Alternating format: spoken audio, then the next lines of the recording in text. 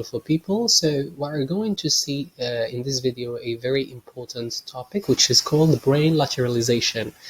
وهو واحد very important concept in neurolinguistics أو بالأحرى في النيورولوجي.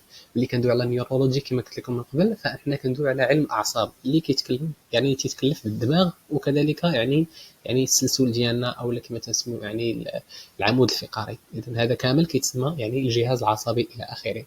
So in this topic we are going to see يعني what is called brain lateralization, which is a very important concept in this field.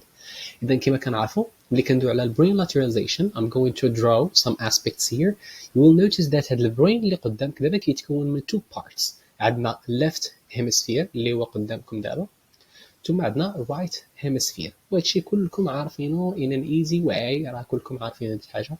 وكاينه واحد الحاجه كتربط هاد two hemispheres كتسمى الcorpus callosum, which is a very important يعني aspect of the brain، لأنه هو اللي كيربط ليا left hemisphere مع right into specific functionalizing information, electrical information and so on and so forth.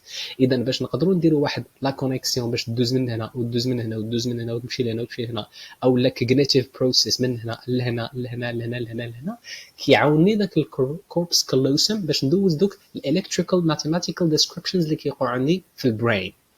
اذا البرين لاتراليزيشن يعني ببساطه نقدروا نقولوا انه هو هذاك البروسيس اللي بعض المرات كيتسمى سبيشاليزيشن، اللي كيعاونني انني ندير الكوجنيتيف بروسيس، نفكر، نكتب، نهز ايديا، يعني نهز ناكل، نتذوق، يعني نعس، نحرك رجليا، يعني هو اللي كيدير ديك الكوجنيتيف بروسيس، هو اللي كيدير دوك الالكتريكال يعني الريليشن شيب في البرين ديالي باش ندير واحد الاكتيفيتي.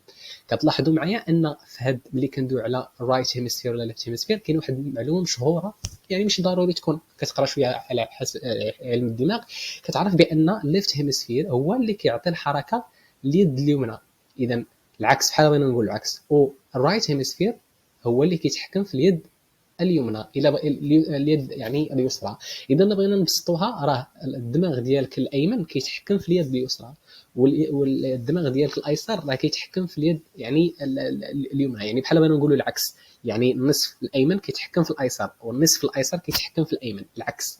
اذا ملي كتهز يديك انت اليمنى باش تكتب راه ليفت هيمسفير اللي خدم، وملي كتهز يديك اليسريه باش تكتب راه العكس الاخر اللي خدم. هذه اللي كتسمى لاتراليزيشن. وملي كتفكر، ملي كتاكل، ملي كتكتب، ملي كتسمع، هادو كاملين كيتسموا brain lateralization in a very simple way, and I hope you understand.